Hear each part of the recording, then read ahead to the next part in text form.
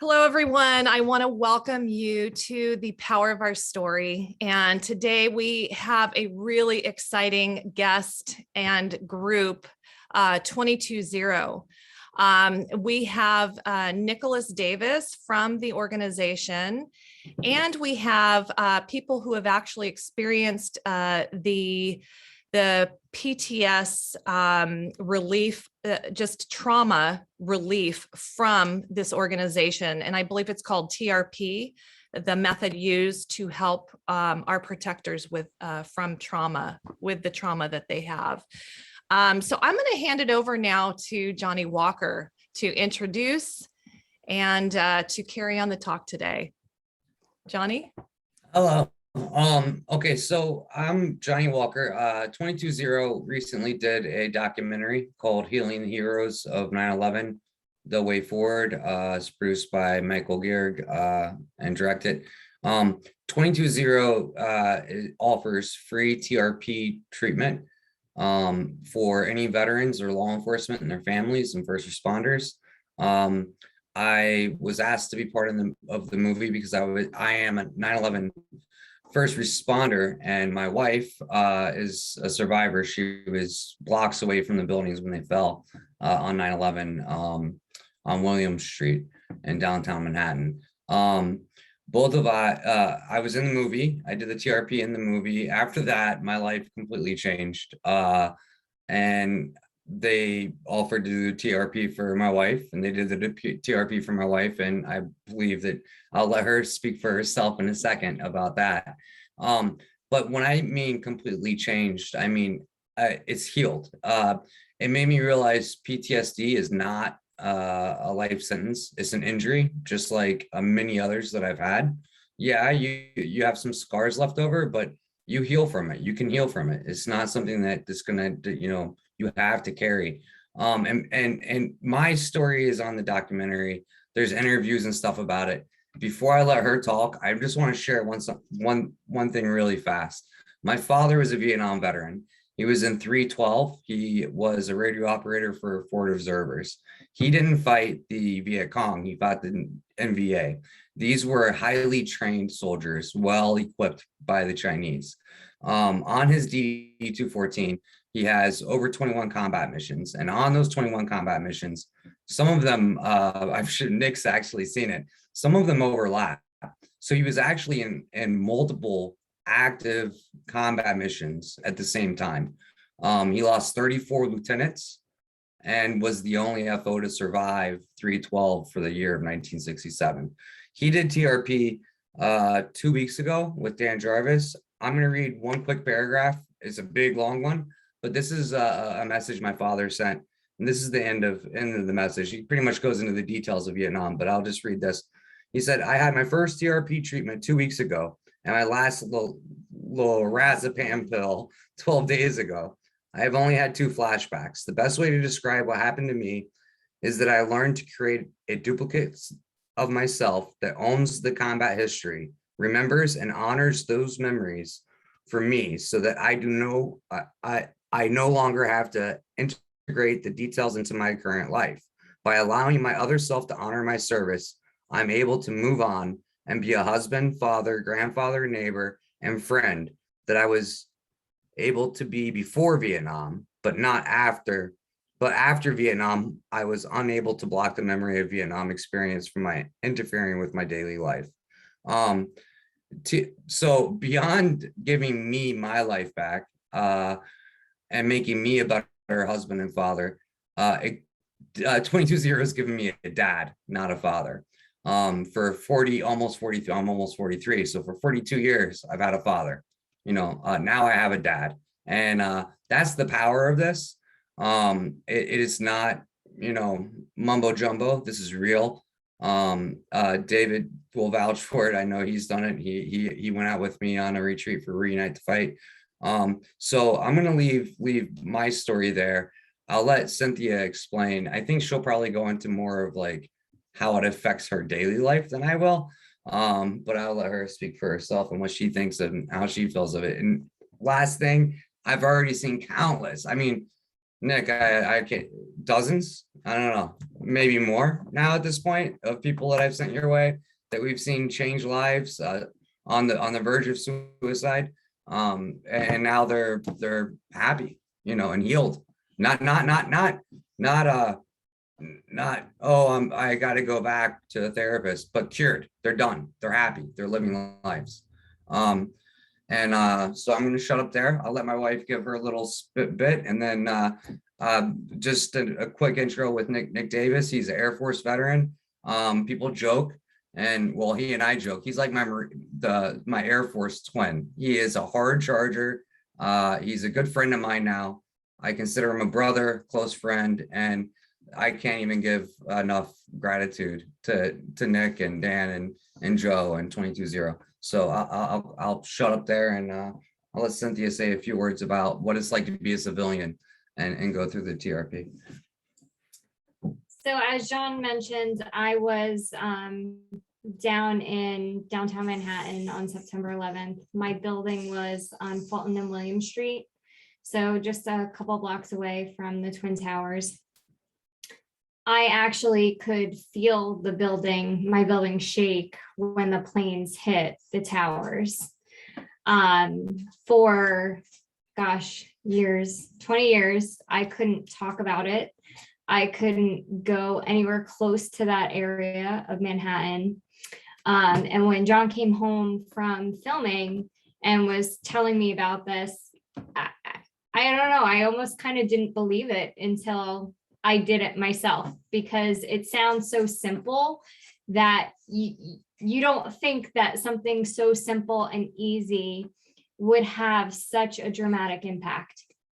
So I went from not being able to talk or share my experience about 9/11 to the next day talking about it like it was any other day with colleagues and family. To the point where John came upstairs and heard me talking and was like, "What are you doing?" Because it had been so long that, it was just bottled up and pushed down. Not only has it allowed me to heal from that experience, but I've also done a subsequent session to work on it to help with my anxiety, as well as some issues from my childhood that I've been able to move on and move past. So it, like I said, and the people that I've talked to and shared my experience with, I tell them just that, like, it sounds so simple that if I didn't go through it, I don't know that I would believe it. That's how easy it is. So I don't know what really else to say other than it's unlike any other view or thought that therapy is. And it's not, you're not sitting on a couch, you're not retelling your story, you're not rehashing it. You're able to actually work through, and in those moments while you're doing it, heal from it. Right. I'm gonna just still the stage one more second before I give it to Nick. When she was talking to her coworkers, I was walking by. We've been together 23 years. We went through 9/11 together. And she was telling her coworkers stuff she never even said to me before, which blew my mind, because we lived, we have 3 kids, we're married, we do everything together, and we just never talked about it. And neither one of us, our experiences, even to each other, we wouldn't watch it, we wouldn't see it. Like, if it came on TV, we just turn it right off. Even movies with like buildings falling, we were like, we're not watching that. Let's watch another movie. So it's that powerful. And I'm gonna shut up. This is Nick Davis. Amazing man, amazing group. Nick, take it, dude. You ever looked in the eyes of somebody that has so much pain just inside their body that you want to help them? You can see it. When I first saw Dan Jarvis sitting in a corner in a little cabin in the woods in Florida doing this retreat, his eyebrows were down, he was looking down, not making eye contact. He looked like somebody that was close to taking his life. I didn't know Dan at that moment. I knew everybody else in the room. I was introducing the group. I got to Dan, he kind of said 3 words, And we moved past that. It was a weekend of actually working on story and doing different things about impact and leadership. I think it was that Saturday, we're sitting in a group, probably 45 men, and most of us were veterans and first responders. There was a good chunk of civilians as well. And just to the left of me, 2 seats over, I hear 22-0. I'm like, okay, the guy that hasn't talked all weekend that looks like he's going to jump off a bridge just said something. So we're like, Dan, what's up? And he's like, 22-0, that's what we're going to call it. We were all like, call what, Dan? He goes, we're going to take it from 22 lives a day to 0. Just like when you hear PTS can be cured, at that moment, we all kind of chuckled and said, good luck with that one, right? Because how are you going to do that? How are you going to take people that are so racked with trauma, and most of us being veterans and first responders, understanding what that trauma can do to you, thought it was a dream. So Dan and I connected that weekend, and he knew what I did professionally in the financial planning world. So he asked me if I could help him start a nonprofit. And I said, absolutely. Let's get it rolling. We'll start it. And I started doing the legal stuff behind the scenes and guiding him on that one. Wouldn't be till 6 months later, we meet back down in the woods of Florida again, and Dan walks up to me, big smile on his face, eye contact. He's happy. He's like, Nick, what's happening? I'm like, the hell happened to you? You know, you're a different dude. And he's like, dude, I'm good. My PTS is gone. And I'm like, hold on a minute. I mean, you got some faith going on here, and we talked to Jesus, but this is crazy. You gotta fill me in a little bit more on this. And he's like, I went through this process, and he goes, I thought they were full of crap, and asked me if I wanted to be the crash test dummy that comes up on the stage in front of 20, 30 people and, get rid of my PTS. So I said, sure, I'm not going to recommend this to any other veteran unless I believe it works. Now, Dan had been through multiple different things, exposure, EMDR, ART. He'd been through a lot of other modalities or things that people use, tools that people use to help with the PTS. He said this one was completely different, and it got rid of his PTS, like not put a little Band-Aid on it, but got rid of it. So I, like many people that I've heard say this, like, okay, this sounds too good to be true, and it seems too easy. So we jumped in together. We became shoulder to shoulder at that point. He asked me to serve on the board of directors, to which I, of course, said yes. And we really got 22-0 up and rolling. It wouldn't be till maybe about a year later that we would actually develop and create our own process, which we call the tactical resiliency process, where you basically can take somebody through an event where they don't have to talk about it. They don't have to feel it.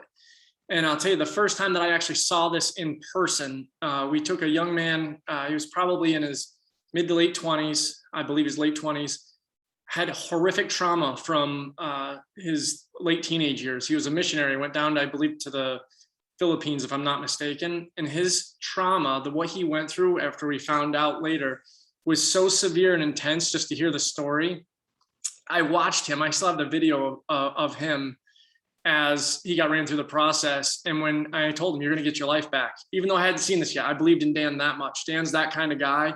You can trust him.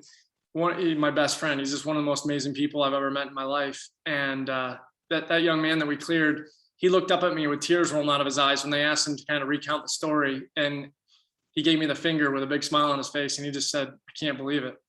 Years of sleeping in a bathtub when he went out, 2 hours of sleep a night, most he could get. He was that racked with PTS. So that just launched us into the 22-0 world of wanting to go better, faster, quicker, and for the people that we served. And we kept refining the processes that we were doing. One of the big things that we were passionate about is not having people have to share content, right? When you go through bad stuff, Dan's worst trauma was as a child, right? And there's a lot, I guarantee you there's a couple of people on the screen or they're going to watch this that their worst trauma was childhood. Trauma stacks on trauma. So it's bad stuff happens in childhood, happens again, then you go in the service. And a lot of us that love to serve other people and help, a lot of times that comes from, not always, but a lot of times that comes from something that happened in our earlier years that makes us want to help protect others or serve others so that they don't have to feel the pain that we felt or go down that bad road. So as we developed the process, and we were working off of other resources that have been out there for years. We saw that the success rate and the cure rate for people was just through the roof. And it's been our mission since that day, where I saw it firsthand, and seeing Dan smile like that, to train others just like us, anybody that puts on a uniform to serve something bigger than themselves, so that we can heal our own. Because who do you trust more than anybody in this world, right?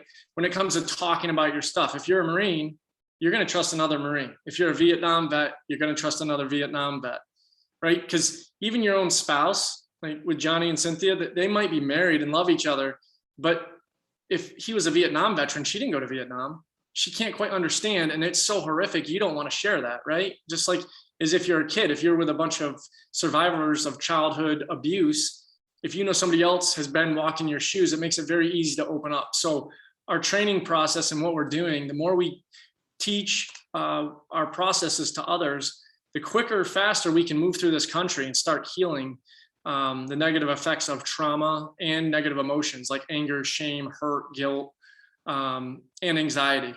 We're able to completely neutralize anxiety and PTS, and people often find that as crazy talk if they haven't been through it, until you see it or feel it. And I can see a lot of faces on this call right now that have now seen it and felt it. And there's no doubt, there's no going back. It's kind of one of those things, once you see it or feel it, you can't go back to before. And I'll share with you openly that my biggest thing that I was holding was actually guilt and anger. I've had some traumatic events that I had to clear, but anger was probably the most profound emotion for me. And I want to share this because a lot of times we say PTS or PTSD. And if you're a civilian, or even if you were in the military and you were a cook, you're like, oh, well, I wasn't in combat, I don't deserve to say I have PTS, or you don't want to be the person that claims it. PTS is post-traumatic stress. Anybody ever had a stressful day on this call, right? A really stressful day? Okay, well, post a traumatic event, something that was traumatic, you now have stress. So it's not like this, thing that's reserved for us first responders and military veterans. It's an event. So my childhood, saw some abuse there from my stepfather, and he's not a bad person, but he had experienced some anger and stuff from his own father, which bled down to me. I didn't know that I had anger, like rage stuck inside of me, until Dan actually said to me one day, he was here in this room with me, and he's like, hey man, do you realize you trigger pretty quick with your son Fisher? And I was like, really? And I know as a parent, right, there's the normal anger, like, holy cow, I'm wiped out, I can't take it anymore, your kids are driving me nuts. And then there's, I'm gonna rip my shirt off, turn green, and go Hulk smash. That was me. When things triggered me to that level, I would literally feel the rage as I perceived it when I watched the Incredible Hulk turn green. So I said to my wife, I said, Sarah, I'm going to really pay attention to this and see, I want to change that, because I was seeing my son show signs of anger, not aggression towards others, but anger, like just getting really, really mad. And it didn't make sense at the times he was getting angry. So I came home one day we have a place up on Lake Champlain in Vermont, and I was by myself, and I had the 3 kids in the back seat, which normally could drive any parent nuts. But it was amazing. The kids were well behaved. It was fun. It was actually a fun ride home. I get to the house, and behind me is our kitchen, and I'm sitting at that kitchen table, and the kids let the dogs in the side door. So they come running in, and my wife had just bought these kind of neat cowhide throw rugs, and my one dog gets excited, right? And if she gets too excited, she'll pee. And all I'm thinking is, oh my God, she just bought these. The dog's going to pee. The kids are winding up the dogs. So I yell at the kids. I'm like, hey, get over here. I didn't swear first. And they all just kind of look at me like, yeah, we're not listening to you. So I immediately went from like 10 miles an hour to 80 miles an hour. And I won't even repeat what I said because it's so embarrassing, but I screamed at them, like, get the F over here. And the kids look at me kind of in shock, and they start coming at me. Now, Bodie's 4 years old, Annika's 7, and Fisher's 9. You don't need to yell at your kids like that. I'm screaming at this point.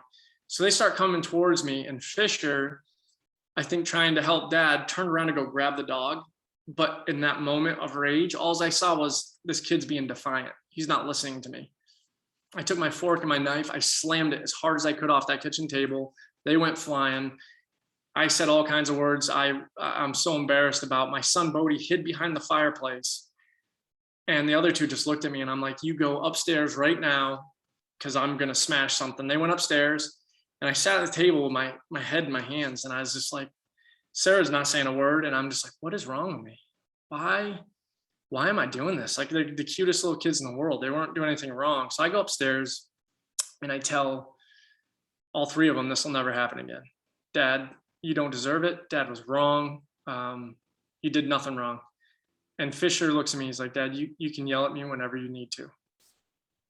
That moment is probably one I'll never forget because I felt about this big. You know, here's your 9-year-old son saying, Dad, you can yell at me. It's okay. Obviously, Dad's had a problem for a while. Dad's good friend. And that shows you a true friend that can call you out on your crap or say, hey, you need to look at this in a loving way, which made me pay attention. I went downstairs. I called Dan. I said, this has never happened again. I'm never going to see that look in my children's eyes again. And he ran me through one of our other process called the emotions management process or protocol. That is for emotions, because my anger wasn't coming from a traumatic event. It was coming probably from multiple events, but from the anger and aggression that I had to deal with as a child, from divorced parents, alcoholic father, abusive stepfather. Dan ran me through the process, and the next 2 weeks were so profound that it even shocked me. Now, this is after I had already worked with and helped over 100 people get rid of their PTSD and negative emotions. So here I am, the guru, doing it, teaching people, helping people, and I'm walking around with the Incredible Hulk inside of me. Those 2 weeks, my wife would watch me and a couple of things would happen, and she kind of would like stand back and be like, what's wrong? I'm like, nothing. And in my head, I'm going, I'm not angry. This is weird, right? So it culminated with the no doubt about it, this is gone, when we were in my garage and I had a whole day of cleaning up and moving stuff. I bought a brand new air compressor. I'm working on my chainsaw. I'm a total woodchuck when I'm not financial advisor mode. And I go to fix the chainsaw, something super simple, and it breaks apart. And I'm like, oh my God, you gotta be kidding me right now. Normally at that point, I'm already turning green. But then I go over to the air compressor and I'm like, I'm gonna blow out some of the stuff on the chainsaw, and I'm unscrewing the regulator, which brings the pressure down. It was locked. So as I'm unscrewing this brand new compressor regulator, it goes pew, it goes shooting across the garage, O-ring, springs. Now at this point, Hulk is coming out. There's a chainsaw getting thrown. I'm yelling and going somewhere. And I just sat there with the O-ring in my hand laughing. My wife's like, what is wrong with you? Have you been drinking? And I said, no, I'm not even angry. And she's like, this is crazy. I'm like, I know. I'm actually a little pissed because I want to be angry right now. Like, I want to be Hulk smash. Like, there's a part of you that wants to go back there and just rah, and I couldn't. I mean, I can get angry if I need to, but that visceral emotional response to anger, gone. Now, again, I've worked on anger with people that had rage so bad, they told me they were bad people. They've been in jail. They don't deserve to be helped. And when they let go of that anger and rage on top of the trauma, their mind's blown. And I love it because I can see, just like Dan loves it, we can see them heal right in front of our very eyes. And I wanted to share that story with you guys because it's so, the one thing that we're just dying to do is get the answer and the solution to this viral. We don't want money. We don't want fame. We want to be irrelevant. We're not looking to monetize it. And we're not looking to shoot anybody else in the foot. If somebody else comes along with a process that works better, faster, and easier without the person having to relive trauma, we'll shut 22-0 down and we'll support you fully. So it's not about something that we did. It's about helping the people that I think get used often the most, right? You put a uniform on, you serve your whole life in law enforcement, as a first responder, as a nurse, a doctor, a military veteran. And then there's all these other entities who are like, hey, come on in, we'll give you some drugs, or we'll treat you, we'll keep treating you. And it's like, no, we don't need that. Give us the tool to fix ourselves and let's move on.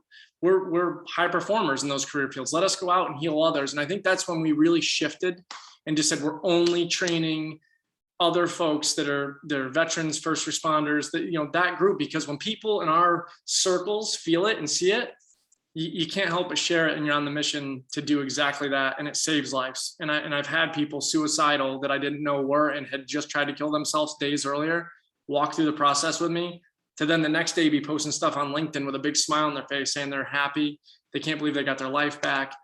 And I think everybody deserves that, and anybody that tries to get in our way and tries to make this go away, they're in for a rude awakening, because we're a force multiplier. And the more my brothers and sisters we get on the mission with us, the quicker our country heals. And I think my final thought on that story piece is, if you look around our country right now, I think it's a whole lot less about politics and leadership and all that. And we all have our own thoughts and biases there. But it's so hard to listen and engage these days, because so many people are walking around with anger, with guilt, with anxiety, with trauma.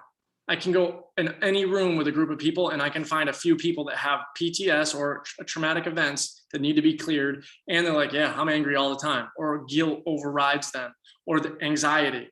They don't have to walk around with that anymore. And imagine if we heal that alone, how much better we can start listening and engaging with the people that we love and serve side by side with. So that's our mission. That's who we are. Myself, Dan, Joe Nigra, and Mercy, who is a part of Raymond James, a financial institution. She's a military Army vet. She's amazing. So we got a great group of people, support, and folks like Johnny and Cynthia, and a lot of people on this page that have trained. Pam, I got to get with you, and it's amazing. So we want to heal the world. That is absolutely amazing. I'm just sitting here in awe listening, and I have been so curious because of what Johnny's shared and what David has shared, and what other people have been sharing about this. And I've, just hearing your story and hearing how much this is helping people. It's really exciting. Like, I just want to totally help you and support you. We want to help you. The one thing that is it okay if I give kind of a quick make sense piece of what TRP and EMP are? I'm not going to go crazy technical, but for the folks that watch this or see it, so they can understand. Because I walked away the first time Dan kind of told me about this, I'm like, dude, I need more understanding than it just cures PTS. Like, explain this to me. I need to understand it a little bit. So from my again, I'm not a therapist. I'm a financial advisor. I do investing for a living. And I'm a military vet. From all the information I've been around for the last few years with Dan, learning about this, I've become kind of a jack of all trades, master of none guy that just figures it out. And I've been listening. Your brain, when you go through a traumatic event, so I'll talk about tactical resiliency process, TRP. You experience a traumatic event. That traumatic event in the moment isn't necessarily the problem. I mean, it is the cause of the problem, but it's when your brain attaches emotion to the problem. Fear, terror, helplessness, right? Because we've all had a bad event that was traumatic that doesn't bother us. It doesn't trigger us. We don't wake up in the middle of the night dreaming about it. But when you have one, and I'll give you an example. I'm a dad. I have 5 kids, older ones, younger ones. And if I'm going down the road and I see, a 21-year-old girl get hit by a car that looks like my daughter, Haley, and I'm walking with somebody else that has no kids, that person that has no kids may go, wow, that was horrific. That was horrible. That was a bad day. But their brain doesn't necessarily attach emotion to it because they don't have kids. They're not really emotionally getting sucked into the event. Me, I go, holy cow, all I see is Haley. All I see is Haley. All I see is Haley. And I wake up the next day and now I can't walk down a sidewalk. I hear cars, tires screech, and I'm jumping out of my skin. I'm coming unglued, right? So that's post-traumatic stress. You have a traumatic event and your brain attaches emotion to it. And it gets basically stuck in your amygdala. You've all had that moment, fight or flight. You're going to get in a fight. You're going to get run over by a car. Something is going to happen and your body says, I need to move quickly or I could die, kind of thing, right? So that's really when you're experiencing PTS symptoms, the memory is just stored in the wrong location in your brain. So when we run our process, we help you find a moment before and after the traumatic event. You don't even need to tell us about it. We might ask you on a scale of 0 to 10, 0 is no emotion, 10 is pretty strong. What would you rank that really traumatic event? How do you feel it in your body? And most people are like, oh man, it's like a 10 or it's a 20 or it's an 8. Okay. Have you ever seen Snoopy race the Roadrunner? And they're like, what are you talking about right now? That gets them totally away from the memory, right? That's what we call a break state or moving them away from the memory. So now that I got them thinking about the Roadrunner and Snoopy and they don't go together like peanut butter and jelly, they're still trying to figure that out. I'm like, okay, give me a moment before and after the bad event where you were safe and okay. Oh yeah, well, I mean, I was out to dinner with my wife the night before the bad event, and a week later or a year later, I was at the beach. Can you picture those moments in black and white? Yep. Once the person has that imagery, we just ask them, where do they like to watch a movie or a show? And let's just assume it's in their living room. So sit on your couch and put the image before anything bad happened, where you're having dinner with your wife in black and white up on the TV. Once they do this, it's the wording that we're using. It's letting their brain know that, okay, yeah, there's a black and white image and I was safe there. And we tell them, you're going to float out of your body. So basically you're leaving yourself there on the couch, but you're floating to a point in your room where you can see, like I could see Nick on the couch, but I can't see the TV. This is important because what it's allowing your conscious brain to do is, like, your conscious brain's focusing on you on the couch. And in a minute, when we run this movie, your subconscious brain is going to run the movie without your conscious brain knowing it. So when the person is in the room, they can see themselves on the couch. They've already put the image up on the TV. We tell them, we're going to run a 30-second movie of you watching yourself on the couch. The you on the couch is going to watch the other you on the TV go through all the events, starting with that black and white image before anything happened, where you're safe and okay. And the movie ends after all the events are done and you're at the beach in black and white. But your mission, your duty, just be a detective, focus on the you on the couch. And when we run this, and there's more to it, I'll share, but this is the gist of it. When this happens, and if the person's really focusing there, it will allow the subconscious brain to run the entire event. And the brain goes, wait, I was safe before this event. I was safe after this event. It's old, it's black and white. It doesn't matter. And you can see the person going from, I'm kind of nervous watching myself, or I don't really feel comfortable, to like, yeah, this is cool, I'm bored, or the me on the couch is giggling. When we get to that point where they're comfortable, they reassociate into themselves on the couch, and we have them step into the movie at the very end of it. So they would step in at the beach, and we tell them we're going to go backwards rapidly, like they're moving backwards, walking, undoing all the actions inside of the event until they're back at the beginning before anything happened in color. When we do this process, it's like really fast. We'll go whoosh, and it's 1.5 to 2 seconds.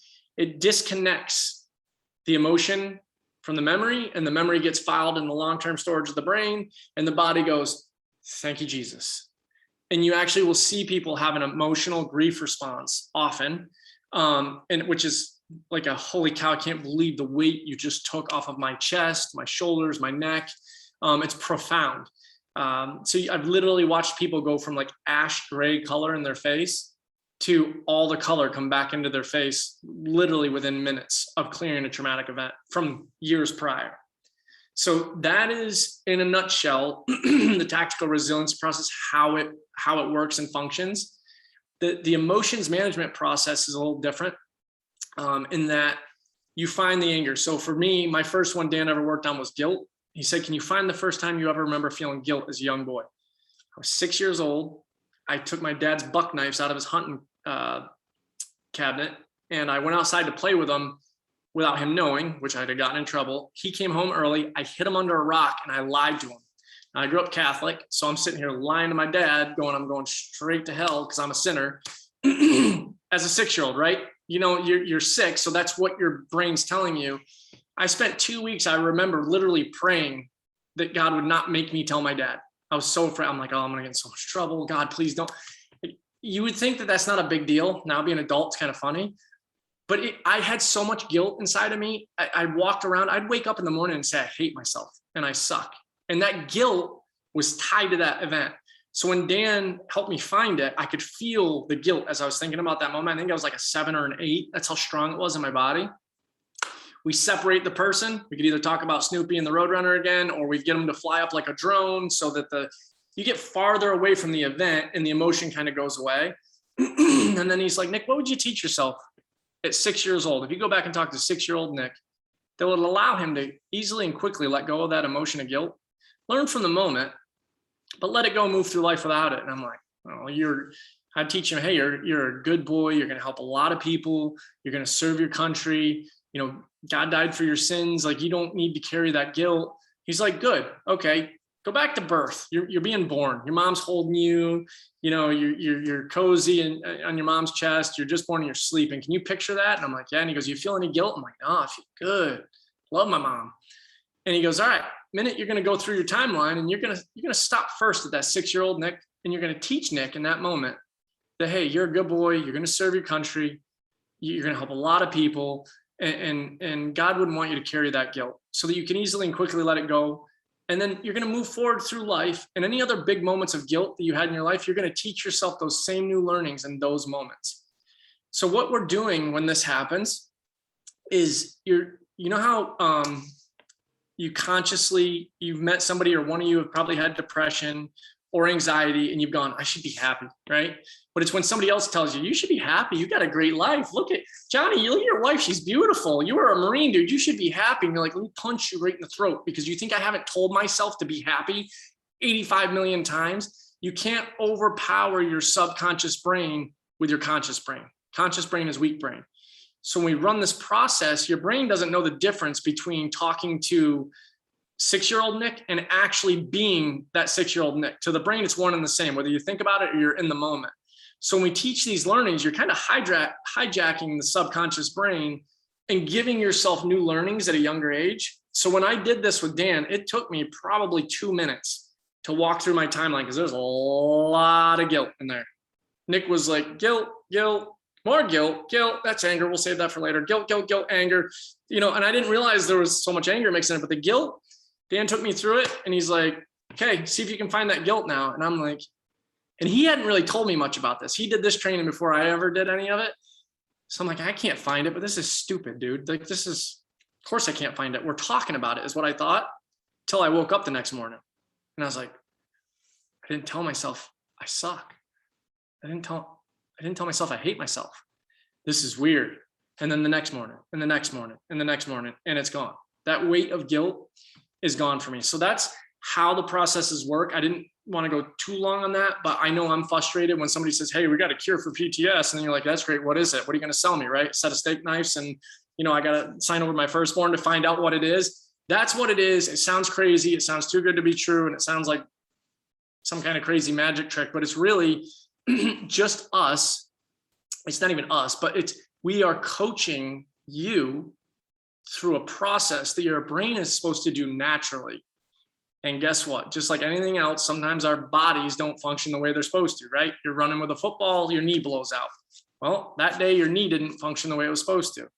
We all have that. You get arthritis, your body doesn't function properly sometimes. It's just an injury. So PTS and negative emotions like anxiety are an injury. Your body had a hitch in its giddy up and it's not functioning quite right. So when we walk you through this process, it literally can bring you basically back to baseline is how I like to put it. Because when we're born, nobody in our family, like show of hands, who here has at least one crazy person in their family? All right, anybody that doesn't raise their hands lying, because everybody's got that one person in their family that's crazy. So I probably have more than my share, but as a baby, you haven't had any outside influence put on you yet, right? You're innocent, you're neutral, nobody has pushed anything and nothing bad's happened to you yet. So when you run through these processes, and sometimes it takes you a while to pop up the weeds and pluck the weeds of the new stuff. Like me, 2 years later, I'm clearing anger, or maybe 2.5 years later. And I know about this stuff. So it's a process that will work for everybody. And we haven't had anybody that it hasn't worked for, as long as people want to let go of it. Now, if somebody says to me, I want to hang on to this anger because I like getting angry and going full rage, can't help you. If you want to get rid of it and you want to get rid of PTS 22-0 and all the coaches that are on this page, we will help you heal, and it will happen, and it will happen rapidly. Hey, Nick, can I ask you a question? $5. All right. We'll talk about that later. So one thing that I think that a lot of people miss about what you guys are doing, because it's so veteran centric, is the secondary PTS, like how it affects the people around you when you actually cure yourself. I'm going to just give a little headway, so it's not just, hey, Nick, answer this.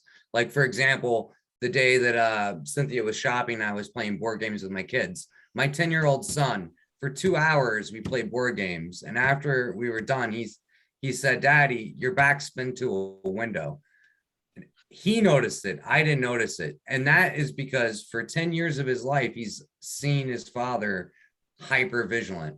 So maybe you could go into how once you guys do this, the kind of the chain effect that it has around not just your family members, everybody around you. And I think that we'd be remiss not to mention that and the effects that, because 22-0 is just like that ripple effect. You know, you're not just helping yourself, it continues. I think Nick maybe you could, you know, talk a little bit about that. Yeah, dude, absolutely. It's not just the effects that you have on others when you have PTS or the negative emotion stuff. It's also the, you can actually give people that you love PTS by talk. Some of us don't talk about it, right? Johnny and Cynthia didn't want to talk about 9/11. Some people, some first responders, give me one quick second. I think my old guy dog is needing to go out. If I don't let him out, come on, go ahead. There you go. Come on. Nowhere to lose it. He's like 500 years old. So the people, some people talk about their trauma a lot, and their spouse or their parents or their kids are just like listening to it, right? You can actually give people post-traumatic stress from talking about it. Now, if that's not the case and they're living with you and you're hypervigilant and you're angry or you're acting in certain ways, everybody's on edge, right? So probably one of the biggest things you triggered in my brain here, Johnny, when you brought that up, which I think is extremely important, is that if somebody walks through our processes, right? Now, if you're Cynthia, let's say she was fine for 9/11. She didn't experience any of it. And she's living with this guy who's all jammed up. And she's, after years of it, pointing at him, you need to fix your stuff. You need to fix your stuff. You need to fix your stuff. And then we fix his stuff. We walk him through these processes and he's a new man. She needs to go through the same processes. Because if you heal one of the people in that out of that couple, a lot of times you'll see them start going like this. And it's not good, but some people stay anchored, right? You can, and I guess like attracts like.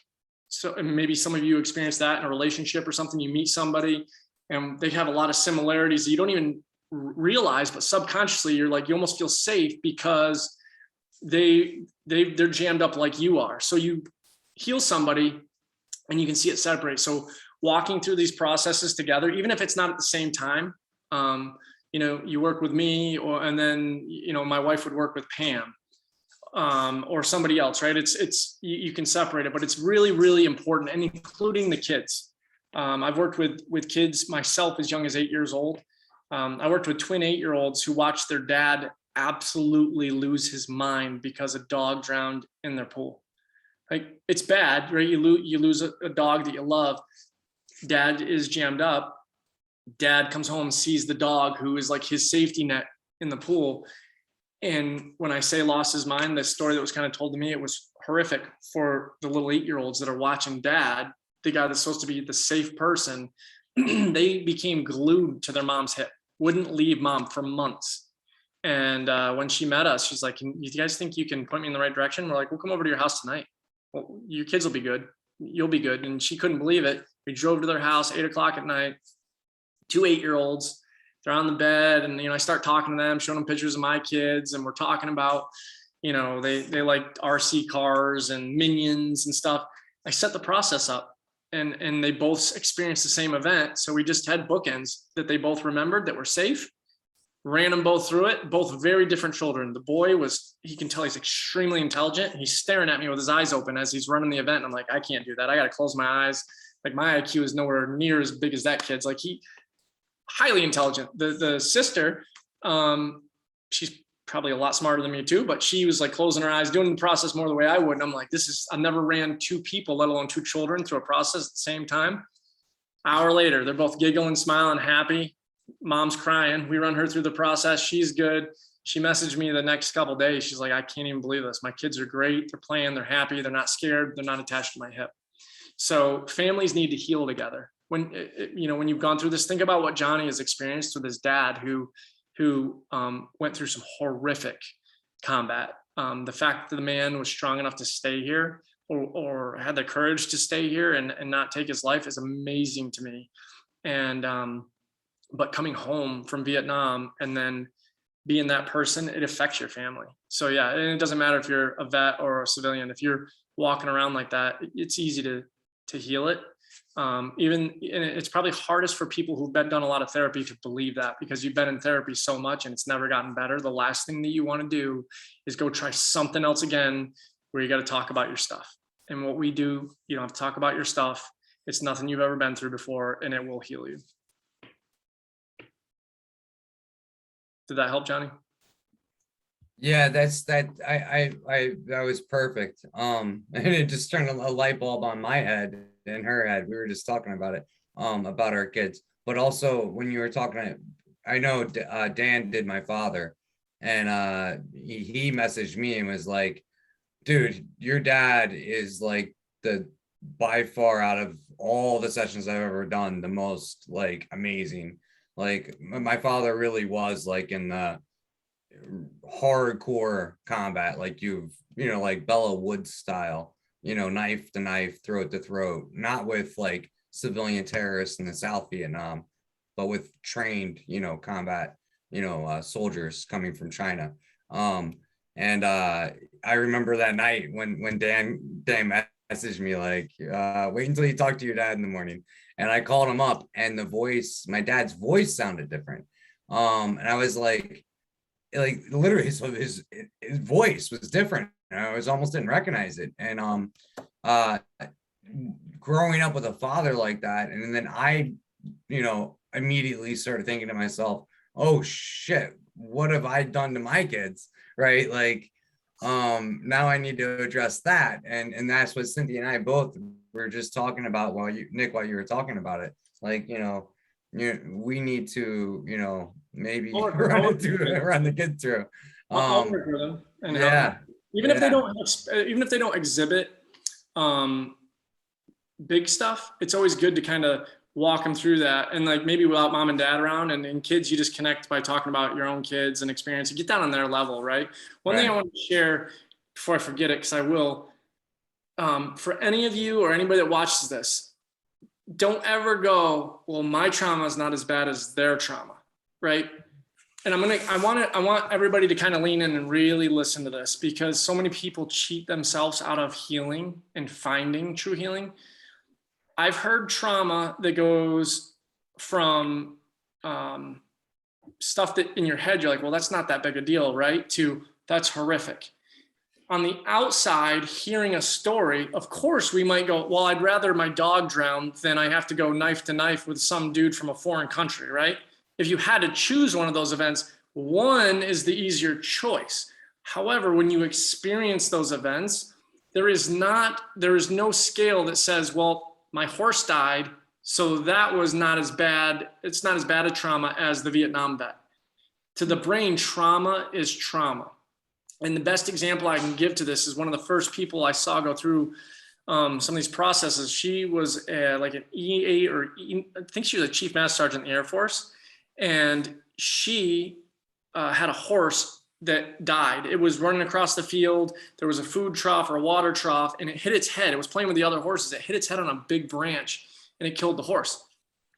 When I watched her go through this process, and this is when I was getting trained initially, she was just an emotional basket case, and she couldn't even talk about it. Right now, this is 4 or 5 months after the event. So it's not like her horse died yesterday. It's several months later, which most of us are like, well, come on, get over it, right? Wrong thing to say to anybody that's suffering from trauma. It's not a choice, right? She was just still stuck there. So she goes through the process, and next thing you know, she's telling the whole story, like graphically, to where I didn't even want to hear it, about how they buried the horse. And I'm a horse person, so there's certain things you do to the animal after it's dead, and she talked about it like it's no big deal, not a tear, not a nothing. Now, this same woman has been in combat, has been in law enforcement, was in law enforcement. Her worst trauma was her horse dying. Now, emotion, right? Fear, terror, helplessness. I guarantee you she had helplessness for that horse. The horse hit its head. She should have cut the branch. She emotionally attached to that traumatic event, even though she didn't witness it. And it just jammed her up. So for anybody that hears this, trauma is trauma. Traumatic. And I think, have you ever been through a traumatic event or something that was traumatic? Yeah. Okay. All PTS is after the event, and you're still holding on to it. You're triggered by it. Smells, sounds, people, events, places. nightmares, you don't sleep, you sleep, but you wake up feeling completely unrested. If any of that stuff hits home to anybody that hears this, you probably have a traumatic event in your life that we can get rid of in probably 30 minutes to an hour, hour and a half, depending on how complex it is. And Sarah, before you jump back in, I'll say this real quick and let you take over. Some people, especially in law enforcement or in the first responder world, like, dude, I got so much stuff. I don't even know where to start. It's okay. We got you. Like, I've heard that 8 million times. I don't care how much stuff you've got. And honestly, it's usually the people that have the most stuff that are the easiest to clear. So I'm going to give you an example. The one gentleman that is at the end of our documentary that Johnny was in, he was the one that he had tried to kill himself, and he's posted this publicly and told me I could share this publicly, but he had a gun in his hand. They wrestled it away, completely jammed up. When I ran him over Zoom, and he only lives a couple towns away from me, I found his first event was 2 years old. His first worst event was 2 years old. He had another one at 8 years old. And then in the military, he had at least 2 more, and he called them Sandbox and the Jungle. So all I need to know was swing set, merry-go-round, jungle, sandbox. He felt the emotions from each one of those events individually. And then he wasn't even safe with his mom, right? Mom wasn't a safe person. He believed in God. So the way I set this up was, can you imagine yourself being born and Jesus is holding you in his arms? And he's like, yeah, I can imagine that. You'd be safe in that moment, right? He's like, yep, black and white image. Okay, do you feel safe right now sitting here with your wife? He's like, yep, because his wife was on the video with us. So we black and white image bookend his entire life, basically. After triggering the events, I ran him through the process. He cleared every one of the events, and we went right into survivor's guilt, got rid of that. And he's like, it was like, I call it the mental margarita. He walked away going, I don't know what you just did to me. He had a grief response. And my other tagline's feel the heal. And that dude was feeling the heal to where you could see the smile. And I looked at his wife. I said, you've never seen that smile, have you? She's like, no. And the next day they posted it. He's in the car with his kids. It's a genuine smile. Not the, I'm playing the game, but I'm terrorized inside. So if you do have a lot of stuff and you don't know where to start, we got you. You don't have to go through all of it either. A lot of times, if you clear the worst trauma and the first trauma, the rest just fall away because they stack on each other. They get progressively worse. That's why people that are a little jammed up, a little more jammed up, and then COVID hits or 9/11 hits or something big hits, or you see somebody die or a close family member dies and it just pushes you over the edge. You were already teetering on the edge. It's just that last thing is what really broke the camel's back and made your PTSD that much worse. So I'll pause, and I appreciate you guys listening so intently. I hope a lot of that made sense and I didn't go off on too many tangents. You know, it was amazing to me. And I want to just say 2 things really quickly. Johnny, I have noticed a difference in your manner than when I first met you on this call. So that actually was very a curious thing for me to know that you connected with 22-0. Really cool. You know what? You're not the first person to tell me that. The guys that work for me too, the same. My whole team is like, what happened, dude? Like, you haven't been mad in like months. And I'm like, I can't get mad. Like Nick was saying, like, I used to be like, I would straight to the jugular. I'm going to K-bar anybody that crosses my path kind of guy. You know, like, you cut me off, road rage. You looked at me funny when you drove by the house, or you drove too fast when my kids were in the driveway. I'm chasing you down the block. Now I'm just like, jerk. You know, and I'm like, wait a second, I should have chased that guy. He could have hurt my kids. I want my anger back. Like Nick was saying, I just don't get mad anymore. I don't. It really, it's amazing. You're not the first person to point it out. Yeah. It's a beautiful thing to see the healing. And I'm going to go to Janet in 1 second. She has her hand up, but I think Nick, I have a feeling all of us are going through our own life right now. And I had that question too, like, oh my gosh, well, there is this and this and this, and should I be writing this down? And, and you answered that question that usually you start with the biggest traumas, and then it kind of sounds like it comes up from there, and then you deal with it from that point. Your earliest one, because that's kind of what sets the tone. Okay. My mom told me my dad was never coming home again. At 6 years old. I'm like, did he die? Her choice of words was really bad, but for me, that was a traumatic event. My mom and dad are getting divorced. She should have just said, hey, dad's not going to live with us. You're going to get to see him. My dad sobered up, amazing, huge part of my life. But at that moment, a 6-year-old, I was like, my dad's dead? What? Like it traumatized me. That was one of the events I cleared because I was like, holy cow, man, you go back to being 6, that messes you up. So yeah, first and worst. And a lot of times the stuff falls away. My dad had PTSD really bad, never knew it. Now I know why he was so batshit crazy most of my life. In a unique way, very unconditional, loving, great man. But he had 2 really bad events and they were very similar. And when I cleared the first one, which was a big one, he then told me about the other event that was also horrific. And he didn't even get emotional. He's like, that's weird. I've never told that story without getting emotional. I'm like, yep, they were neurologically linked. And when we cut it off, gonzo. Wow. And this is exactly why once you go through it, you're like addicted and you want everybody to know about it. And you just like raise the battle flag, like, please just listen. It's, let the Jedi mind trick do the Jedi mind trick. And you just want to help as many veterans as you can. And David, I mean, he went with me to VA. He saw how much fun we were having. Like, it's life-changing. It is. And you want to help everybody you meet. Now you're just like, oh my God, you got to try this. You don't understand. Sarah, let's have some people answer some questions. It looks like there's a few folks and I wanted to share something else with you after we answer some questions, if that's all right. Okay, Janet, you're up.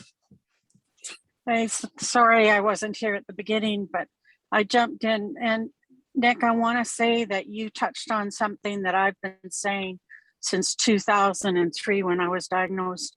And that is, this doesn't happen without an emotional attachment.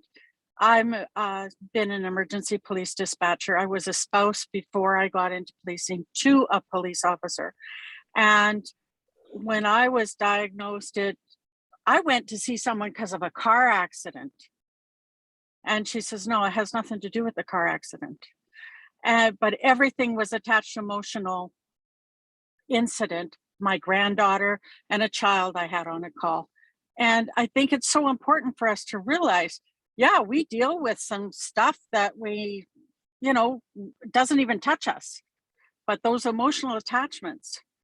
And then again, talking about the generational. My grandfather came back from the war he left when my dad was 10, came home when my dad was 15. There's so much. My dad was a drinker, angry lots of the times. And so we need to be sharing this. And I'm so grateful to 22-0. And Dan and I have talked, and I'll eventually do the sessions. But it's so powerful for us to realize how much that link is. And I'm so grateful that you guys are part of this, and to Sarah, of course, for bringing us all together. So now I'll be quiet, but I am grateful to all of you. Thank you. I appreciate that. And what you said too, I grew up with a family, a lot of alcoholism. You're not genetically predisposed to alcoholism. This stuff it's trauma and like the negative emotion type stuff. It's all linked, right? We pass it down. So until somebody breaks the cycle, drinking, drugs, it's a coping mechanism. So that's why, oh, your uncle was a drunk, your dad was a drunk, your grandfather was a drunk. Well, no kidding. They were probably all beaten or sexually abused or something happened, and it just keeps reoccurring, right? Repeating itself. And when you can neutralize that, we've had people that have been on 16 different medications, all off them. We've had people that were on meth, like every day on meth. All of a sudden they tell their drug dealer, I'm done, I don't need you anymore. And they're like, what are you talking about? I'm good. Don't need your drugs. People stop drinking immediately. I'm not saying that we can cure alcoholism, because listen, if people want to drink and get drunk, you can, but the vast majority of people, and I don't have a statistic to prove this, but I know it just from my life experience and the people I've now worked with last few years, it is definitely a generational thing, and trauma is generational, and it keeps getting passed down and passed down and passed down. So once you know it, it's your responsibility to heal it and share it with others so that we can stop the cycle. One of the other things you said, though, also was you have to want it, right? People, I don't work with anybody unless they're ready to move forward. It's no point, because you don't want to be their codependent. And that's what happens. Or something else that you said that I think is really important too. You talked about the woman with the horse. Mhm. Believe me, horses are my thing. When I first went to see, and some of them that are older like me will know the movie True Grit with John Wayne. I went to that movie with my brother and my sister and our friends.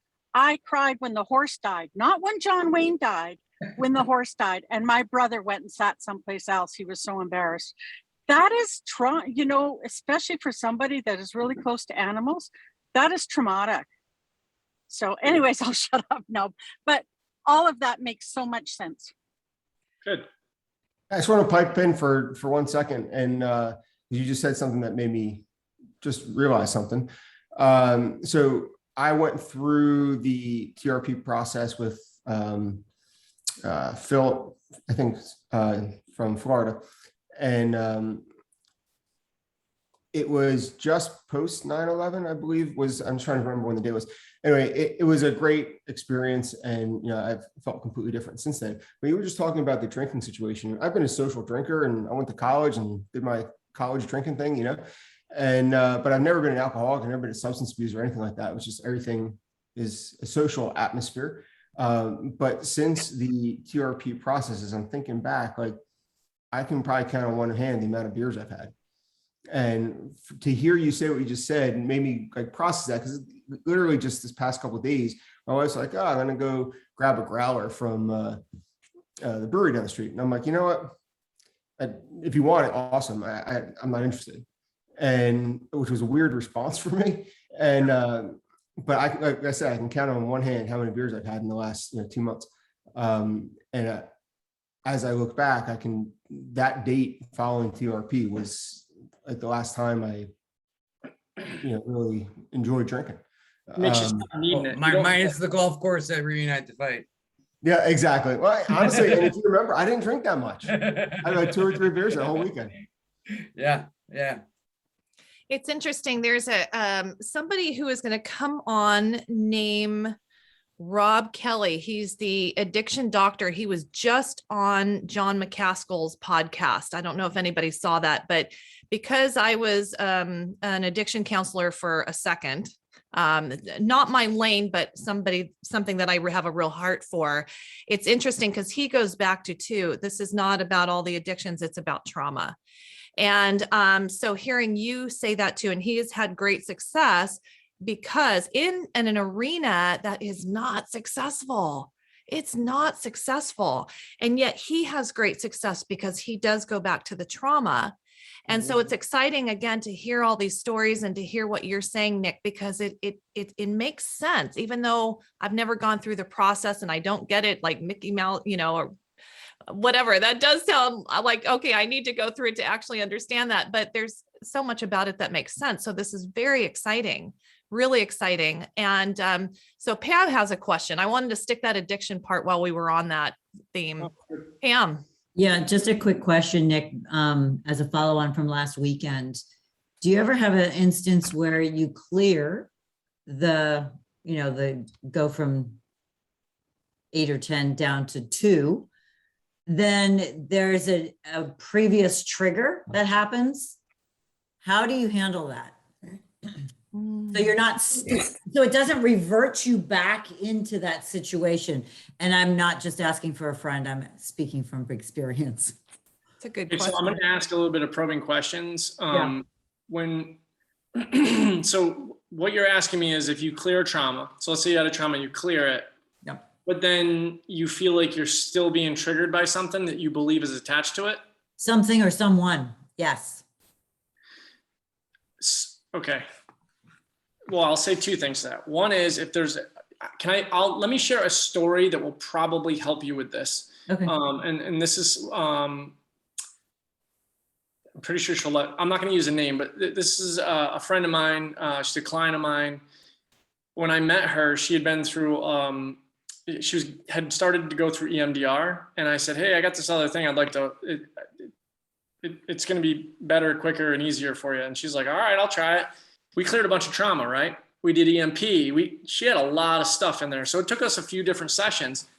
But I've spent time with her over the last year, and she would still Like, this is literally just a couple months ago. We're up at the lake and she comes to the house and she's just perseverating and going in circles about her ex-husband. And to the point where you're like, this is not rational. Like, she's such a high performer, smart, amazing person. And we've been through all these processes and we've talked, but she's like stuck here going around in circles and circles and circles. And I'm like, and I knew that there was some talk about control with her. And so framing, right? The EMP process that you guys are going to learn that are going to go through the training on Saturday, framing is everything. So that night when she was at our house, before we walked outside to go sit by the fire pit, I was like, hey, do you hear yourself right now? And she's kind of like, oh yeah, she's going in circles. I said, hey, I'm gonna ask you a question. As a kid, were you in control? Was life very stable, controlled, organized? No, I was never in control. My life was chaos as a kid. What do you think that might cause you to do as an adult? Always need to be in control. And you could see like the light bulb go off in her head.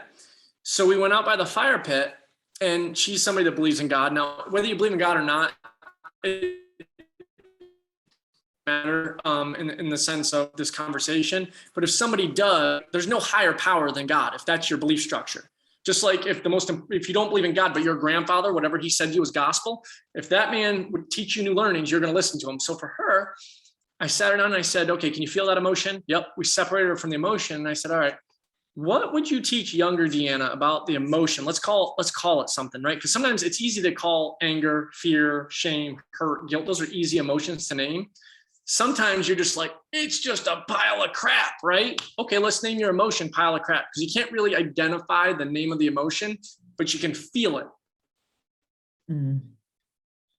What name pile of crap? She's like, or what would name it? She said pile of crap. I said, okay. Separated her so she wasn't really feeling the emotion. What would you teach Deanna about that? And she had a couple of learnings. And then I said, Deanna, what would you teach your younger self? What would God teach you about that emotion?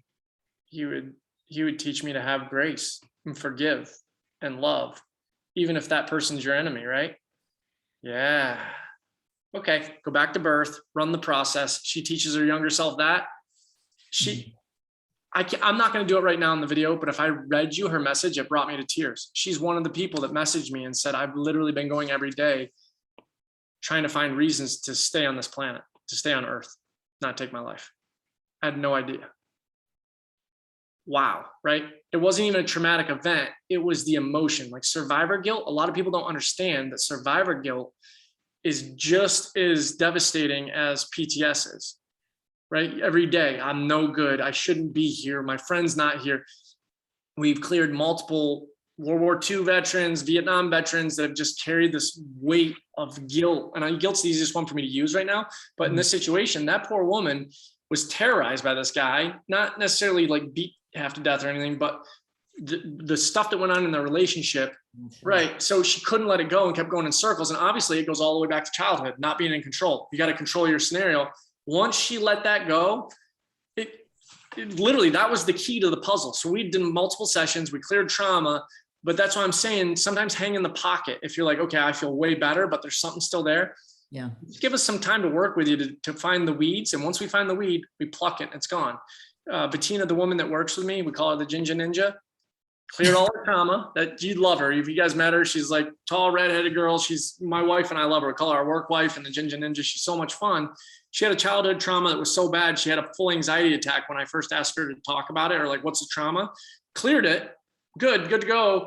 Still had anxiety. So Dan and I, you have anxiety, Sarah? I saw you. Oh, you're saying about. Oh, I'm sorry. I was waving to Johnny because he's leaving. But I'm loving this conversation. So where I was going with that is that, Bettina was going in circles, and we actually had sent her to a therapist to help her. Somebody who was trained in our processes. And this is not me bashing on therapists, but what I'm going to say is you get trained to kind of treat or give somebody coping skills. So they went into coping skills with Bettina. And so now 6 months later, we're driving down the road, me and Dan and Bettina and another person. And everybody's falling asleep. And I'm like, guys, I'm going to fall asleep at the wheel here. Let's psychoanalyze Bettina, jokingly, right? And Bettina's like, great. I said, let's fix her anxiety. And Dan sits up, and me and Dan are both very empathic. Dan's even on another level than me, and I could tell something was wrong. Bettina was going home to a house that was getting remodeled. Now, man or woman, if your house is destroyed and your kitchen's tore apart, you're like, this stinks, right? Everything's in disarray. Well, with her, it just sent her anxiety through the roof. So Dan said, tell me more about that. Because she said, good luck getting rid of my anxiety. You'll never get rid of it. She's been on anxiety meds for almost 40 years. So she went in circles and circles and circles and circles. And then finally she's like, I guess I just always have this feeling like I have to please everybody. Now, let that sink in for a minute. The first time I heard it, it didn't sound like that big a deal. But imagine if right now I was thinking that everybody on this call that's looking at me or is here listening, I have to please them. And then my wife is outside and she's waiting for me to get off this call. I got to please her. And then my kids are going to come home. Anxiety, right? All of a sudden that bundle of emotion is insane because you're trying to please everybody. And Dan, and this is one of my defining moments with the EMP process where I just went from 50 miles an hour to 100 with it. Dan said, when's the first time you ever remember feeling the need to please someone? And Bettina was sitting there and then she kind of put her head down and she just kind of almost with that embarrassed nod, she's like, when I was 4. Well, when she was 4 was the first time she was abused. And that, an abuser to the child, it's like, okay, you're going to please me, right? It's like that psychological dynamic that happens. It was really hard to get her separated from the emotion, but we did. Gave her new learnings, dropped her back at birth, ran her through EMP. Anxiety was gone. No longer on medication. I know that sounds nuts. And anxiety, there's so many people when you talk about anxiety, they're like, yeah, I got it. There's a difference between feeling anxious and having anxiety, right? Anxiety is like an uncontrollable, you can't function, almost panic attack like deal. That can be fixed, right? It can be healed. I don't even like the word clear. I like it's healing, right? You can heal from it. It's giving your subconscious a new thought pattern. And you can't consciously tell yourself, I shouldn't have to please everybody. I'm a good person. We all say that kind of stuff and it doesn't work because you're trying to overpower your subconscious brain with conscious weak brain thought patterns. It will never work. It's like Loki from Marvel superheroes trying to beat up the Hulk. The Hulk smashed his face off the ground like 72 times. The Hulk is your subconscious brain, right? I would be a good example of your conscious brain. Not very strong. I'm not going to overpower your Hulk. Not going to work. So when we run the process, it allows your brain to do the work it needs to do, and anxiety will be gone. So Pam, I know it's really long-winded, but where I'm going with that is based on what you're telling me, and I'd like to have a conversation offline with you.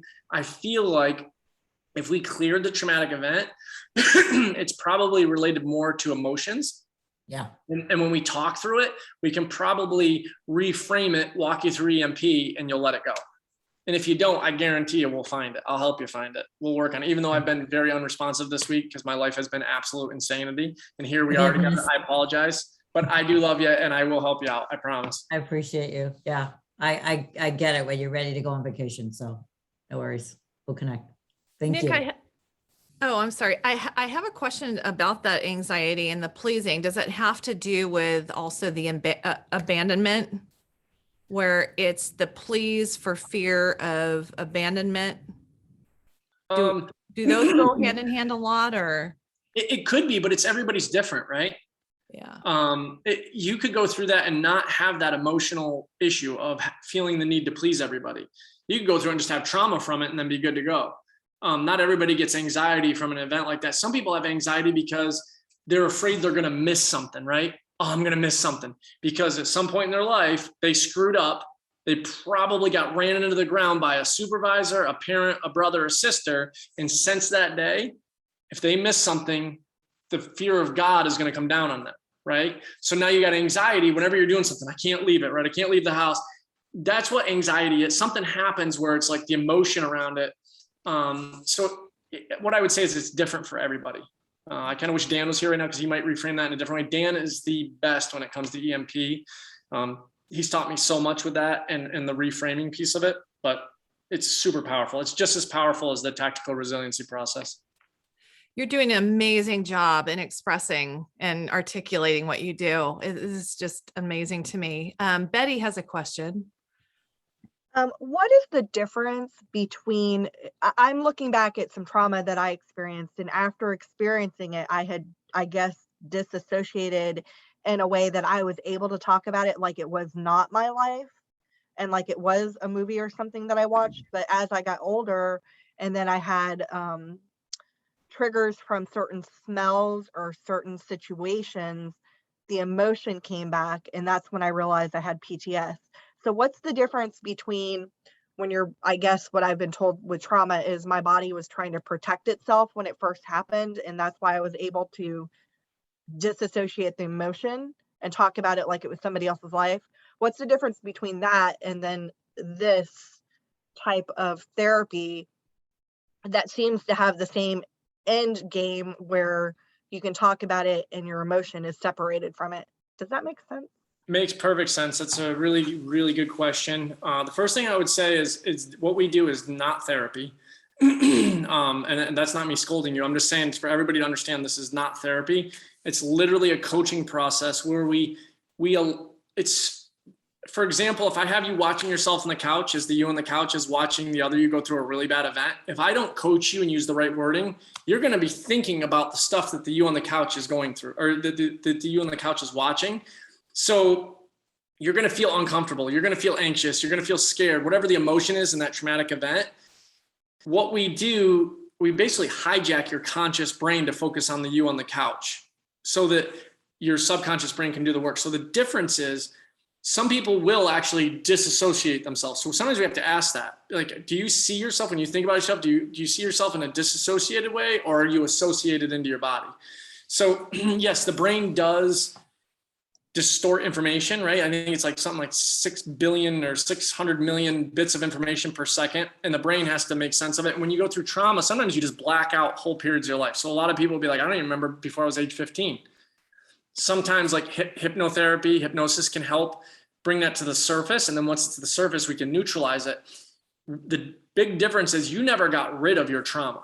You can try to disassociate from it, but it's still stuck in your amygdala.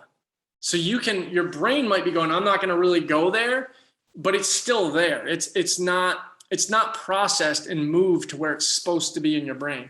So when we run our process, your brain doesn't have a choice. I don't care if you believe in what we do or not.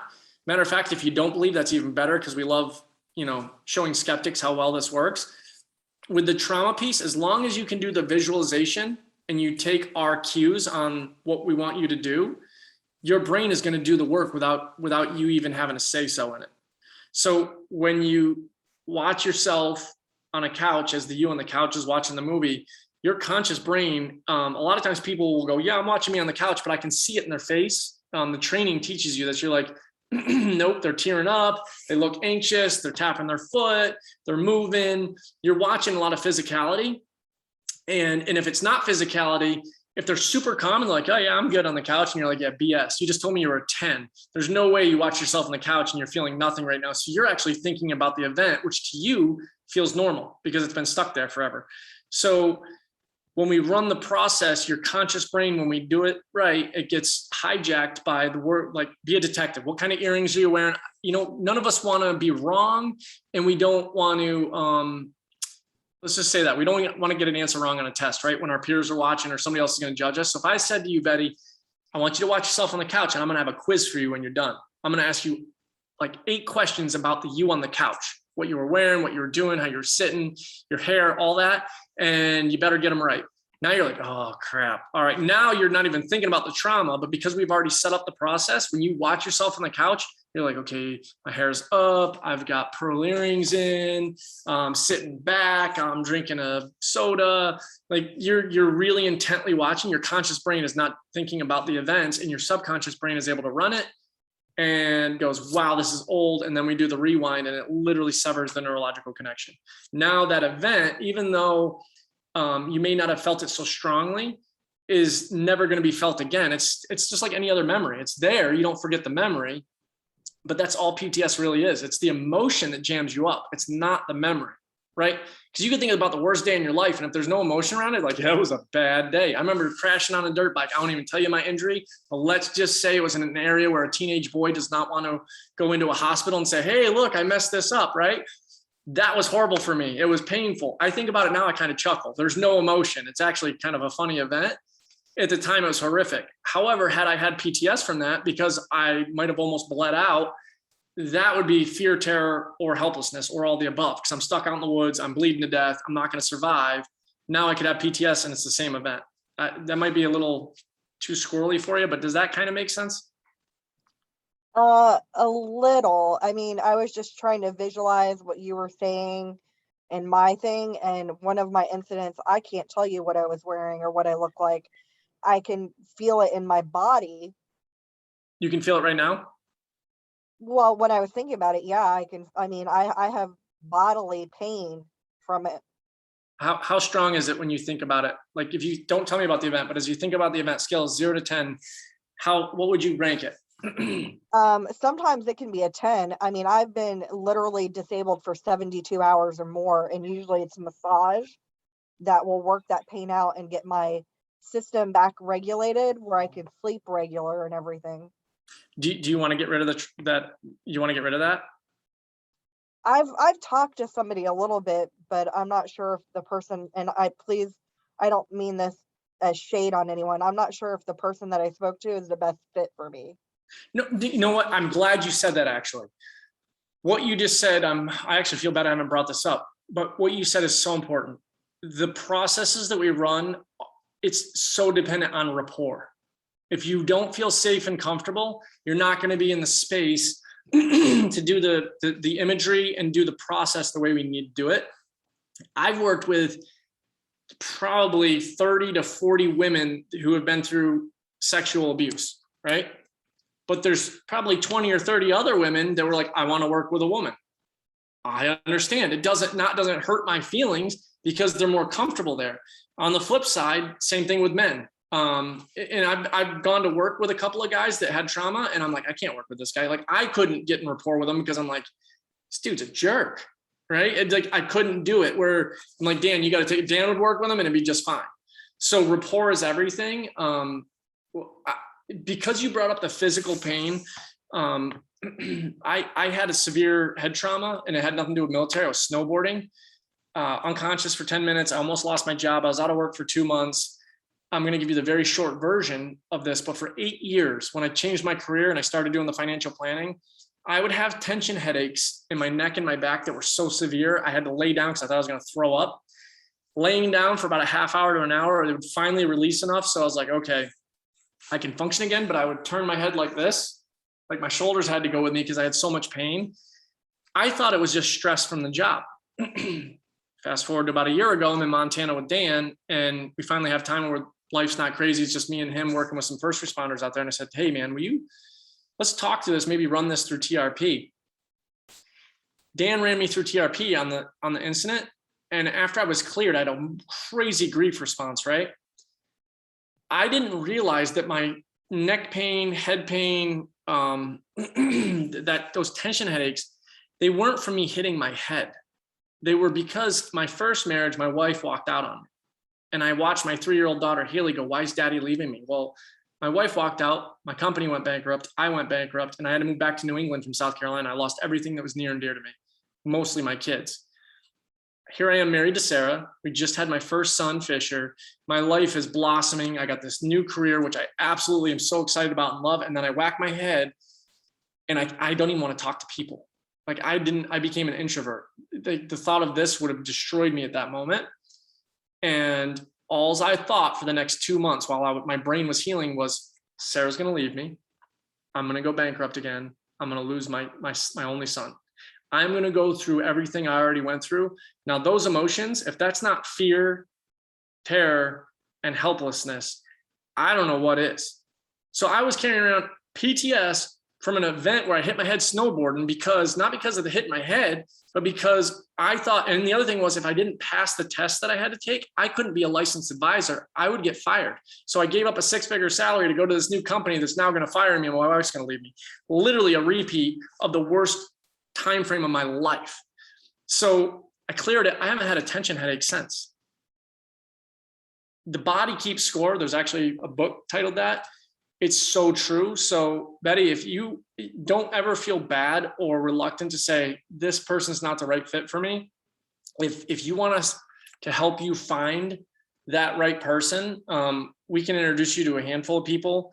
Dan and I would be happy to work with you, whoever it may be. You find who fits best for you, but our processes will absolutely have a huge impact for you. And we don't want you to talk about the event either. The whole thing of triggering it, like you've already triggered it. If we went into the process right now, we could clear it because it's vulnerable for 4 to 6 hours when you feel the emotion. All we need to do is feel it a little bit. And that's where Sarah, earlier when I was talking about Snoopy and the Roadrunner, when you say that kind of stuff, has nothing to do with what we're talking about, that people are like, what? You use a different part of your brain to start thinking about that. Some people, you'll get on, David's probably seen this in the law enforcement realm. Guys are so amped up. They're like, yep. Like Johnny Walker with Mr. Twitchy, his big eyes, and he's like, and he's all over the place. That's severely jammed up, right? So when you're trying to get them to run the process, sometimes they're so immersed in the crap that you can't get them out of it. You'd be like, hey, look up at the ceiling. I want you to tap your right leg with your left hand and count backwards from 100 by sevens. Good luck. I'm a financial person. I'm good with numbers. And I'm like 93, I'm stuck, right? You're done right there. I don't care who you are. You stop thinking about your crap and your brain gets away from the emotion. Once you're there, bring it back into the process. And sometimes you got to do that 3 or 4 times. I've run the process where instead of standing in a doorway watching yourself on the couch, I take you to the roof. So you're on the roof looking at yourself in the doorway. Nope, still feeling it. Okay, you're in a 747 with binoculars. You're flying over your house and you can see yourself on the roof. You're just going to watch the you on the roof through the binoculars as the you on the roof watches the you on the door, and the you on the door watches the you on the couch, and the you on the couch watches the other you on the TV go through the events. You don't have to remember all that because your brain is going to remember it. I'll reiterate, your job is only to watch the you on the roof as you're in that 747 with a pair of binoculars. That's it. We run the movie. The brain is so like, I can't even keep up with this crap. All right, I'm just going to watch me on the roof. Your conscious brain finally gives up, and it allows the subconscious brain to do the work, and it processes the traumatic event, and it goes to the long-term storage, and Bob's your uncle. You're good to go. So have you ever worked with anyone who had muscle tension pain that doesn't release? Yes. And honestly, I don't know if the coach that had you worked with Karen Day by any chance? I don't remember who I was assigned to now. So I won't go into the major detail, but Karen Day, her story, she's shared it, allowed us to share it, but she was brutally beaten on top of other stuff by somebody that she was in a relationship with that basically tried to kill her. She had severe pain all over her body for, I think, 10 to 15 years. I can't remember the exact number. Dan is the one that worked with her. A whole bunch of her pain right now. If I blow my back out, I'm going to have back pain. But that muscular tension pain, that's why I shared my story about snowboarding. I had wicked tight upper neck back. I was carrying all that tension and stress from that traumatic event. So I myself have experienced when your muscles finally go, thank God, and they release because you're holding on to it so tight. Now mine might've been combined from whiplashing backwards, smashing my head to the point where I'm unconscious for 10 minutes. And then you add to it, my wife's going to leave me and I'm going to lose everything that's near and dear to me. You combine all of it, it's like that perfect storm. So we have worked with plenty of people that have been in that. I don't want to promise you that we can get rid of all of your physical pain, but the muscle releasing, that we've had that with a lot of people that we've coached through the process, a lot. I think Dan was going to set me up with Karen, but he set me up with another female. But I was trying to look it up to remember her name, and I just don't think, nothing against her. I just don't think that she would be a good fit for me. Well, would you prefer to work with a female, or does it matter if it's a male coach? I don't know how I feel about that because it is a sexual assault.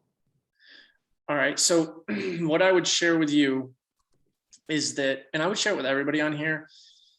I think, and I'll actually bust Dan's chops a little bit. Sometimes he defaults immediately to it's a woman, so she needs to work with a woman. I think rather than going into a session, like if you and I were going to work together, I'd spend a half hour to an hour just getting to know you. We wouldn't talk about your trauma. I wouldn't make you go into that. Like we just get to know each other. And then I'd say to you, like, all right, do you want go through a practice of this so you can understand how it works, and you can see if you can do the imagery on a neutral event, like having coffee in the morning. So I would set up TRP as if your traumatic event was having coffee, which obviously that's not traumatic. It's just, you going through the process. And then at that, if you do that and you're like, hey, I feel comfortable. Okay, then let's just bookend your bad event. We don't even need to talk about it. Don't want to talk about it. I don't even need to hear about it. You could go, yeah, when I was, this could happen to you. Let's say it happened to you at 20 years old, but your safe moment before that event was when you were 5 with your dad or your grandpa or grandma or somebody, but you remember a really good moment when you were 5. Okay, black and white image. Okay, how about right now us sitting together, or yesterday where you're somewhere? They can be farther away from the traumatic event. They don't have to be like yesterday. Like, we don't want you thinking about it. We want to keep you comfortable and safe. And that's also why we don't want people to talk about it, because when you talk about it, it's bad for me or the other coaches working with you. So I will, if you want to call me offline and we can talk more about it. I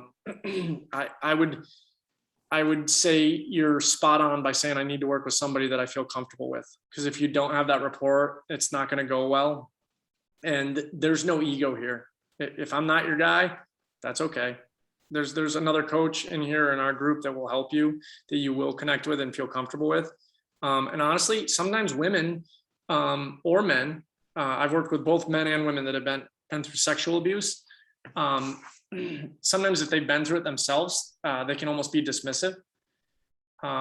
Whereas somebody who hasn't been through it has a lot more compassion and empathy for the fact that you went through something like that. I have 3 daughters, and they have, thank God, as far as I know, none of them have experienced that. But anytime I see a woman tells me they've been through that, it breaks my heart, and I want to hug them and heal them.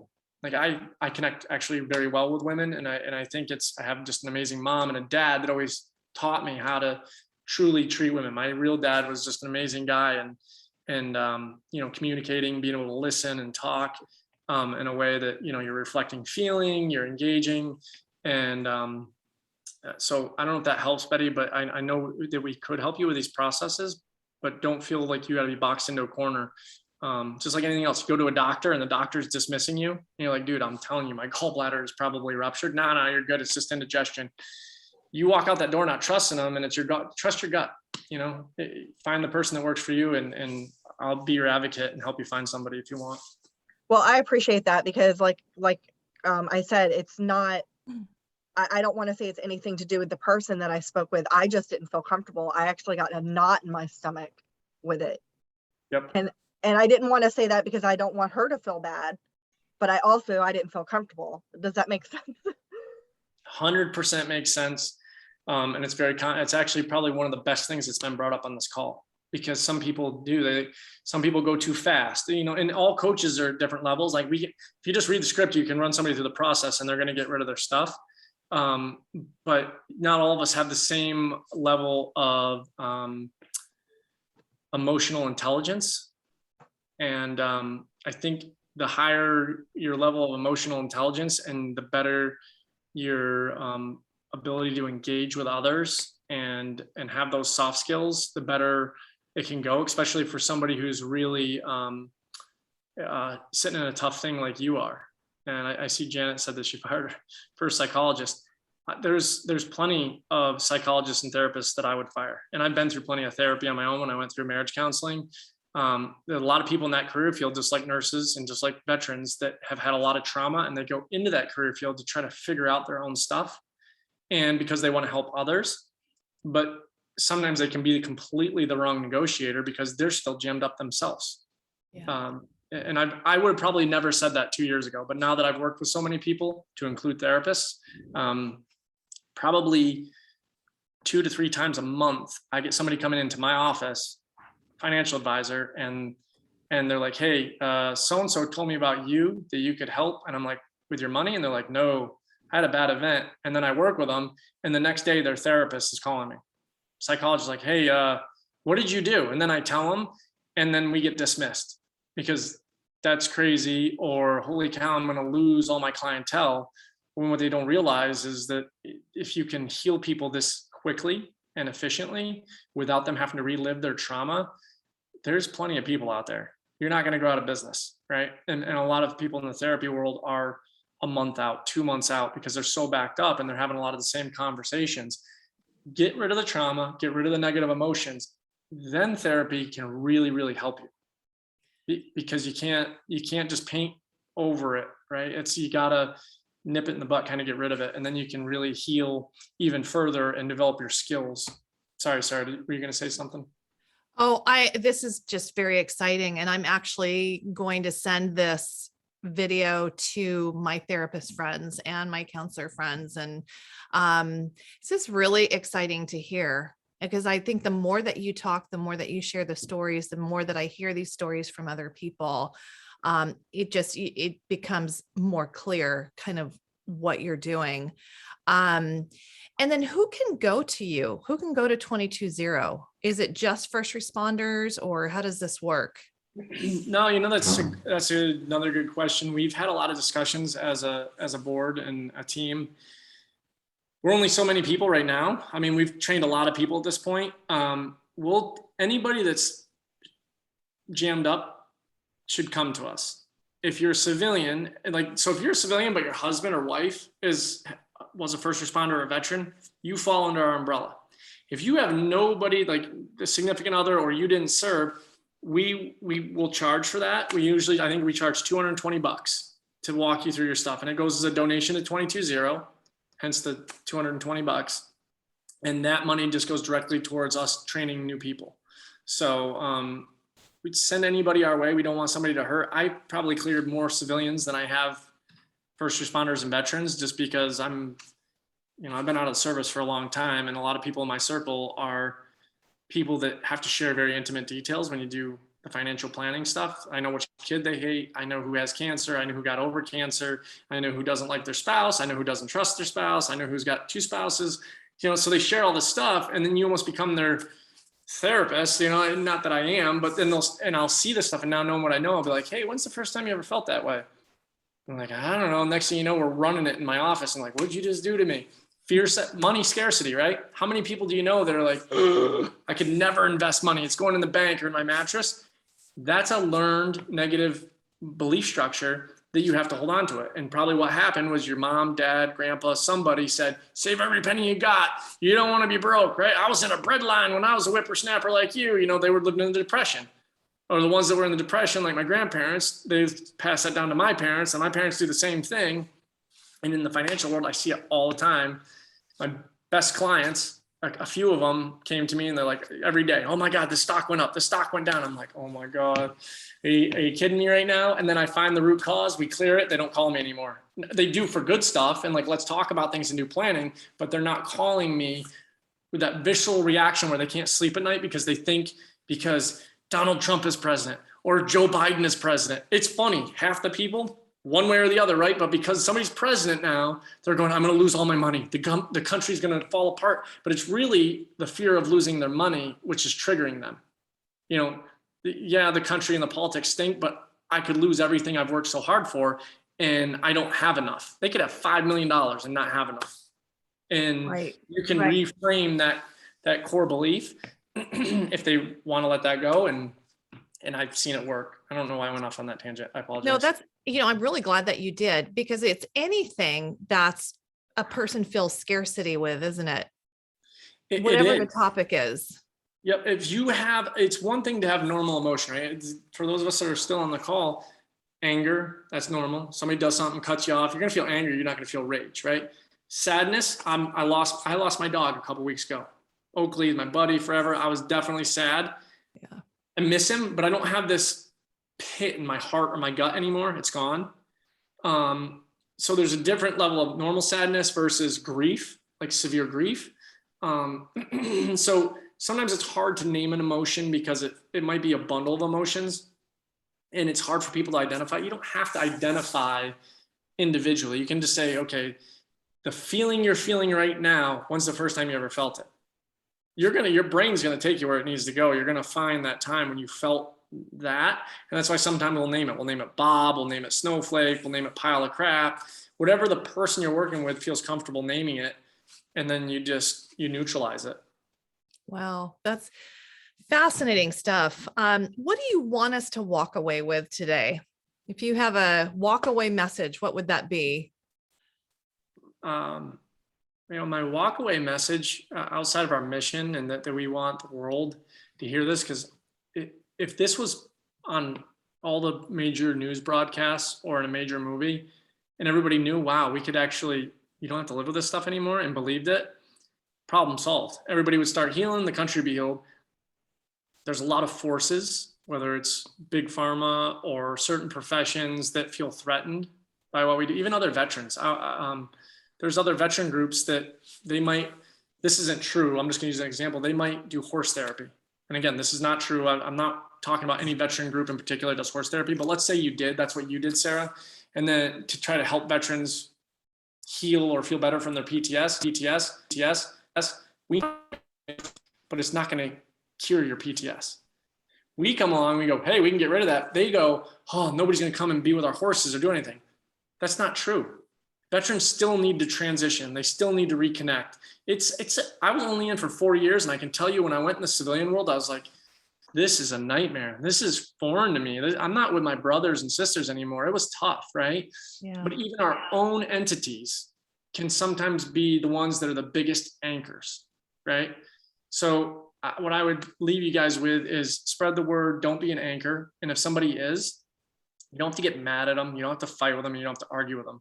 We stopped doing that with a lot of people in the professional realm of therapy and psychology.